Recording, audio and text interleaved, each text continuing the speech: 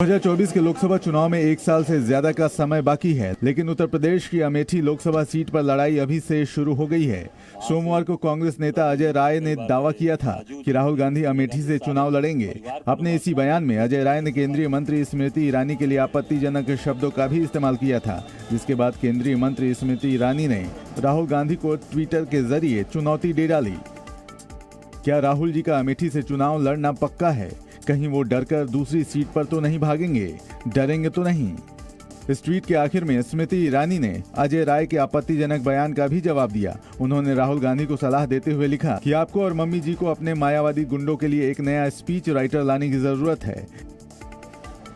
UP के सोनभद्र में एक बैठक के दौरान अजय राय ने स्मृति ईरानी के लिए आपत्तिजनक बयान दिया था। इसी बैठक में अजय राय ने कहा था कि 2024 के लोकसभा चुनाव में वो वाराणसी से पीएम मोदी को हराएंगे। ये मुर्गी फार्म बना के हर महीने 2 लाख कमाते हैं। हर दिन इसमें सिर्फ 4 घंटे एक्स्ट्रा देते हैं। आपको भी ये सीखना है तो फ्रीडम ऐप को अभी डाउनलोड कीजिए। और राजस्थान के अलवर में भारत जोड़ो यात्रा के दौरान राहुल गांधी ने सीएम अशोक गहलोत और सचिन पायलट के साथ एक बंद कमरे में लंबी चर्चा की। 1 मिनट में देखिए राहुल गहलोत और पायलट के बीच हुई सीक्रेट बातचीत की पूरी कहानी।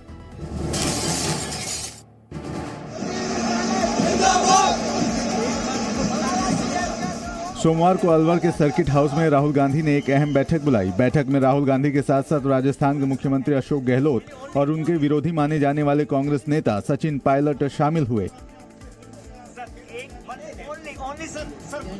राहुल ने अशोक गहलोत और सचिन पायलट के साथ बंद कमरे में लंबी चर्चा की। सूत्रों के मुताबिक राहुल ने दोनों नेताओं को आपसी मतभेद भुलाकर साथ काम करने के लिए कहा और राजस्थान में आगामी विधानसभा चुनाव जीतने के लिए एकजुट होकर बीजेपी के खिलाफ लड़ने की सलाह दी।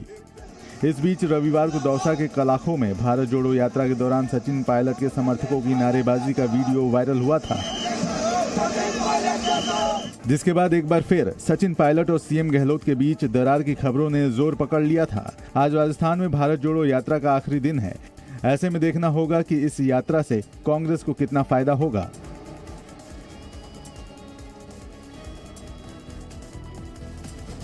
फिल्म पठान पर छिड़े घमासान में अब राक्षस की एंट्री हो गई है। हरियाणा के गृह मंत्री अनिल विज ने छत्तीसगढ़ के मुख्यमंत्री भूपेश बघेल को राक्षस कह दिया।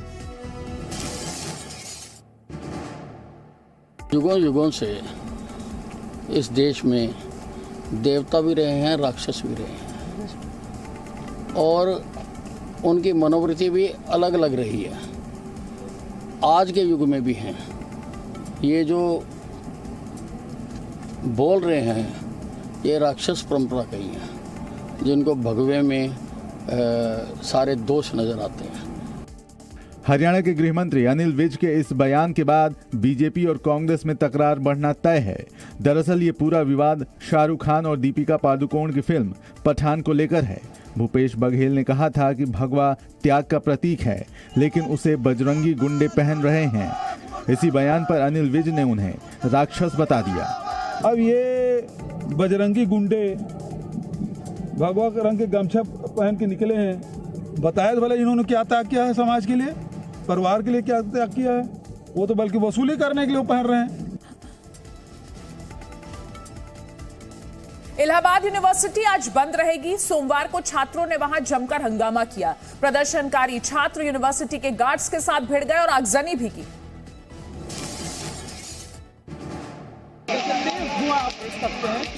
इलाहाबाद यूनिवर्सिटी में सोमवार को अचानक हंगामा हो गया। कैंपस में छात्रों ने तोड़फोड़ और आगजनी की।